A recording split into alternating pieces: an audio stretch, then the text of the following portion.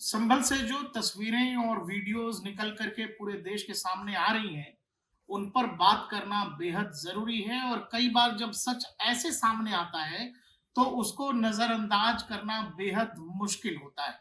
हमने पुराने समय में सुना था राहुल भाई कि भई हड़प्पा मोहनजोदड़ो की सभ्यता जो है खुदाई में मिली और वहाँ से फिर पता लगा कि बहुत पुरानी मानवीय सभ्यता थी। लेकिन हमारी आँखों के सामने जो कुछ संभल से निकल कर के आ रहा, हमने ये भी पढ़ा अपने इतिहासों में, बार-बार आरोप भी लगाया जाता है कि भई इस देश के इतिहास के साथ इतिहासकारों ने छेड़छाड़ किया। इस देश की सभ्यता के साथ, संस्कृति के साथ समय-समय पर आक्रांताओं ने छेड़छाड़ किया और बहुत कुछ यहाँ का बिहेवियर, सनातन ये सब बदलने की कोशिश होती रही समय-समय पर। संभल से जो तस्वीरें आ रही हैं और ये तारीख अचानक नहीं शुरू हुई, शुरुआत होती है सर्वे टीम वाले मामले से। सर्वे की टीम जाती है जामा मस्जिद में सर्वे को लेकर, वहां बवाल होता है और उसके बाद से जो वहां पर बिजली चोरी को लेकर वहां का प्रशासन मुहिम चलाता है, उससे बढ़ती बढ़ती कहानी अब यहां तक आ गई है कि अब वहां जहां खुदाई हो रही है नीचे से कुछ ना कुछ मिल जा रहा है। वहां एक बड़ी बावड़ी मिली है। बावड़ी का मतलब दर्शकों होता है पुराने समय में राजा महाराजा जो है घर की महिलाओं के लिए या राज्य की महिलाओं के लिए जो है, घर की बेटियों के लिए वो एक तरह का स्नान घर टाइप का बहुत बड़ा इलाका होता था, तालाब कह लीजिए उसको।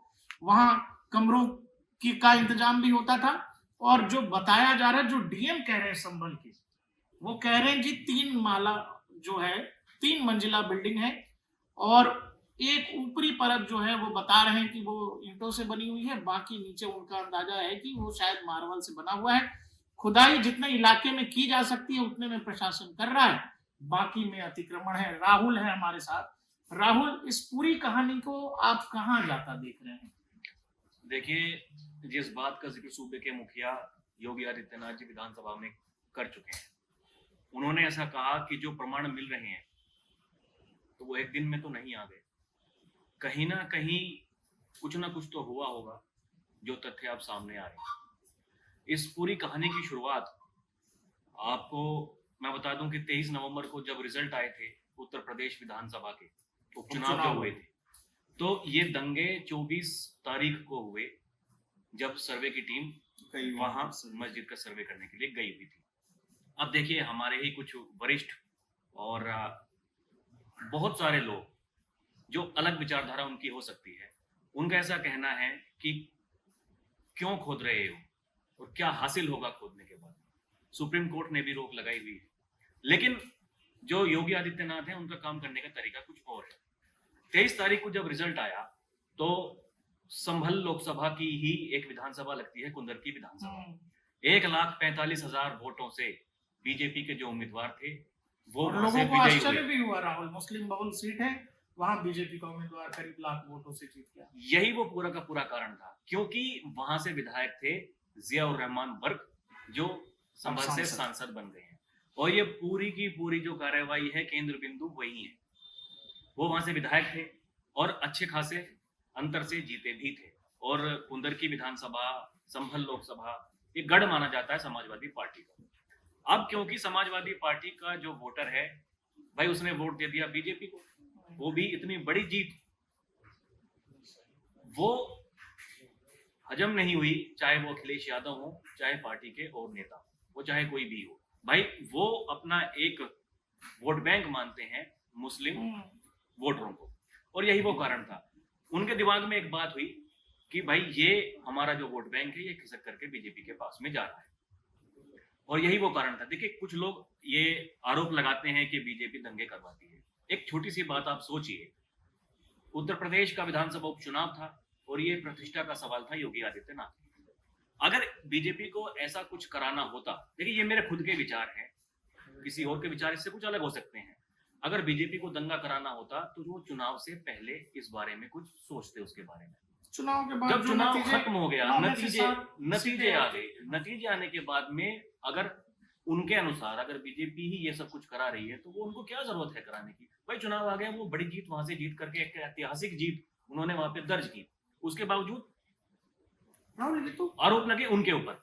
लेकिन ये पूरा मामला पॉलिटिकल संदर्भ है। हाँ, मैं ये कह रहा हूँ कि जो लोग आरोप लगाते हैं कि जैसे अखिलेश यादव ने एक कार्यक्रम में कहा कि खोदते खोदते आप लोग इस देश का सौहार्द खोद देंगे। आपको पता है सुप्रीम कोर्ट ने इस देश में तमाम निचली अदालतों में जो सर्वे है या इससे रिलेटेड जितने भी मंदिर मस्जिद केसेस हैं उन सब की सुनवाई पर रोक लगा दिया है। अगर लेकिन 24 तारीख को दंगे ना हुए होते तो ये जो खुदाई संभल में हो रही है शायद वो इतने बड़े स्तर पर नहीं हो रही होती। हाँ, उसके पीछे वजह है भाई, जो काम चल रहा था कानून को मानते हुए वो चल रहा तो था। कोर्ट के आदेश से लेकिन जो सब- दंगे हुए, देखिए उत्तर प्रदेश की सरकार को ये माना जाता है कि जब से सरकार योगी की आई है तब से उन्होंने खासकर उत्तर प्रदेश में दंगे नहीं होते हैं, कानून व्यवस्था बहुत बढ़िया है। हाँ, और उसके बावजूद अगर पुलिस पर पथराव होता है तो वो कहीं ना कहीं प्रतिष्ठा का सवाल बन जाता है।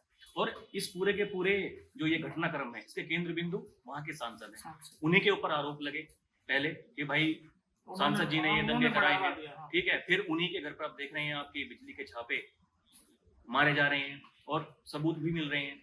और अब जो ये खुदाई हो रही है और जो तथ्य सामने आ रहे हैं वो तथ्य ये प्रमाण है कि वहां की जो जनता थी, जो 1978 में वहां पर जो दंगे हुए, उन दंगों के पीछे कहीं ना कहीं एक बहुत बड़ी साजिश थी। अच्छा राहुल, लोग कह रहे हैं कि ये जो संभल, जैसे मैंने अखिलेश यादव का जिक्र किया, उन्होंने कहा कि अगर ये खोदना नहीं रोका तो आप लोग देश का सौहार्द खोद देंगे। आपसे मैं जानना चाह रहा हूँ कि संभल में जो कुछ है वो प्रत्यक्ष को प्रमाण की आवश्यकता नहीं है, आंखों के सामने खुदाई हो रही है और लोग आरोप लगाते हैं जी फलाने लोग जाकर के कहीं मूर्ति रख देते हैं, कहीं कुछ रख देते हैं। योगी आदित्यनाथ ने भी कहा अयोध्या में अपने भाषण में कि भाई हमने तो नहीं रख दिया, प्रशासन ने जाकर के तो वहां मंदिर में, वहां शिव मंदिर में किया, हनुमान जी की प्रतिमा है, शिवलिंग है। और अब इसके बाद इतनी बड़ी इमारत है राहुल, जो डीएम कह रहे हैं कि भाई बाकी इलाके में तो अतिक्रमण है, बाकी मुझे लगता है 3 माला बिल्डिंग है, और वो तो बकायदा विजुअल्स भी हम लोग दर्शकों को दिखा रहे हैं। ये विजुअल्स पूरे देश में देखे जा रहे हैं। कोई भी व्यक्ति जब इसको देखेगा, कोई भी व्यक्ति, तो उसको क्या लगेगा भाई? पुराने जमाने में भी जो लोग जमींदार मजबूत होता था तो गांव का जो गरीब किसान है उनकी जमीन हड़प लेता था, बाद में किसान का बेटा मजबूत होता था तो ले लेता था जमीन वापस। ये जो संभल का प्रकरण आपको दिखाई दे रहा है, इसका सामाजिक तौर पे आप बताइए कि क्या लगता है आपको, समाज में क्या मैसेज जा रहा होगा?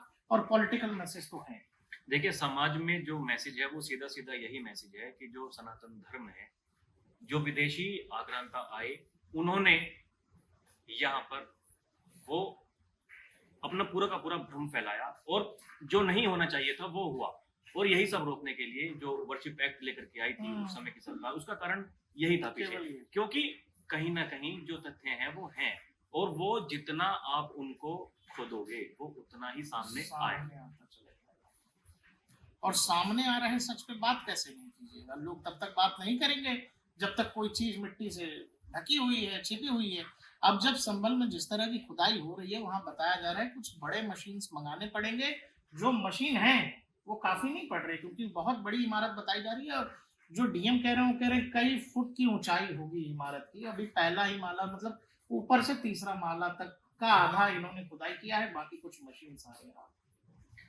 वो तो जो काम चल रहा है वो चलेगा। अभी वहां पर देखिए एएसआई की टीम भी पहुंचेगी। ये बड़ी बात है, एएसआई की टीम पहुंचेगी, उस इलाके को संरक्षित किया जाएगा और संभव है कि वो क्या कहते हैं उसको, पुरातात्विक विभाग उसको अपने संरक्षण में ले तो देश के लिए एक बड़ा वो हो जाएगा, पर्यटक स्थल टाइप। वही मैं कह रहा हूँ कि ये संभल को अब देखिए अपनी प्रतिष्ठा बना ली है सूबे के मुखिया ने। हाँ। अगर वहां पर दंगे नहीं हुए होते तो आज जो वहां पर ये सब कुछ चीजें चल रही हैं वो ना चल रही होती, सब कुछ एकदम शांत तरीके से चल रहा होता। वो केवल एक मस्जिद का सर्वे ही तो था। हाँ। अब देखिए वहां पर जो वो कांड हुआ, उस कांड के होने के बाद में अब नई नई चीजें सामने आ रही हैं, नई नई चीजें सामने आ रही हैं। जो सामने चीजें आ रही हैं उन्हें हम झुठला सकते नहीं, वो तथ्य हैं, प्रमाण हैं। अब ये देखिए समाज के सामने एक ये बड़ी मिसाल बन गई है। इसके अलावा कहीं ना कहीं देखिए ये एक राजनीतिक एंगल भी है। 2027 का चुनाव अब ज्यादा वक्त उसमें नहीं है और ये संभल से ही 2027 का चुनाव तय होगा। बीजेपी के पास में अगर सबसे बड़ा कोई उनका वोट बैंक है तो वो हिंदू वोट बैंक माना जाता है। वो अलग अलग जातियों में जब भी डिवाइड हुआ तब बीजेपी को नुकसान हुआ और यही बीजेपी की विचारधारा है, यही वो सूबे के मुखिया योगी आदित्यनाथ हैं, यही वो उनकी सोच है कि जब तक वो बार बार इस बात को कहते हैं बटोगे तो कटोगे, बटोगे तो कटोगे, ये सब चीजें। अच्छा बीजेपी को ये जो खुदाई है वो मैसेजिंग है, साफ साफ बिल्कुल साफ साफ है। वो इतिहास में इन्हीं वजहों से वो चीजें दबी हुई हैं। देखिए ये साफ-साफ जो सूबे के मुखिया योगी आदित्यनाथ हैं, वो इस बात को कहते हैं और उन्होंने बार-बार ऐसा कहा है और ये बीजेपी की ताकत है हिंदू वोट बैंक। जब तक वो उनको लामबंद नहीं करेगी बीजेपी, तब तक बीजेपी को नुकसान होता रहेगा। राहुल बिल्कुल ठीक कह रहे हो और यही कारण है कि बार-बार राहुल गांधी या तमाम विपक्षी पार्टियों की तरफ से आरक्षण की बात हो या फिर जातीय जनगणना की बात हो कि एक फ्रैक्शन जो है बीजेपी को जो सॉलिड वोट जाता है, उसमें कहीं न कहीं इस जाति के नाम पर सेंधमारी हो। दूसरा ये हमने सुना राहुल की राम मंदिर की जब सुनवाई हो रही थी कोर्ट में तो उस दौरान भी और ऐसे ऐतिहासिक तथ्य भी हैं कि भाई राम मंदिर के दौरान भी वहाँ खुदाई के दौरान भगवान की प्रतिमाएं मिली, शिलाएं मिली और बहुत सारी चीजों का जिक्र है। जिन सब चीजों का जिक्र हमने आज तक पढ़ा था, वो संबल में हकीकत आंखों के सामने होता दिख रहा है। कुएं से मूर्तियां निकाली जा रही हैं। अभी जो बावड़ी की जिसकी मैं बात कर रहा हूँ, वो तो प्रत्यक्ष मतलब दीवारों पे जो है भगवान की मूर्तियां अंकित हैं, तस्वीरें अंकित हैं, उस तरह की आकृतियां बनी हुई हैं। और देखिए ये जो सिलसिला अब शुरू हो गया है, ये मुझे नहीं लगता कि ये रुकेगा, ये चलता ही रहेगा। उसके पीछे वजह वही है। देखिए जब हम फील्ड पर जाते हैं, लोगों से बात करते हैं, तो उनका ऐसा कहना होता है कि भाई बीजेपी को लोग अगर वोट करते हैं तो वो केवल हिंदुत्व के नाम पर करते हैं।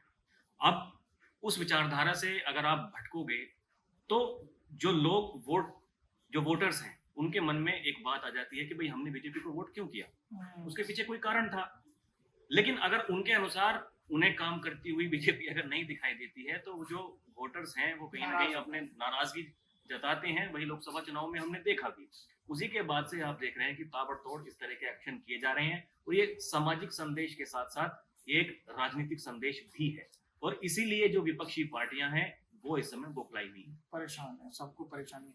महाराष्ट्र से लेकर हरियाणा और उत्तर प्रदेश उपचुनाव तक राहुल ठीक कह रहे थे कि लगातार योगी आदित्यनाथ कहते रहे कि बटेंगे तो कटेंगे, बटेंगे तो कटेंगे और बांग्लादेश से आ रही तस्वीरों से भी देश वाकिफ है और ऐसे में जो संबंध से तस्वीर आ रही है वो बेहद अचंभित करने वाली तो नहीं कहूंगा, लेकिन इतिहास के वो पन्ने जो जानबूझकर कई बार दबा दिए जाते हैं या सच को कई बार छुपाने की कोशिश होती है और जब सब सच इस रूप में सामने आता है तो फिर बात उस पर कैसे नहीं होगी।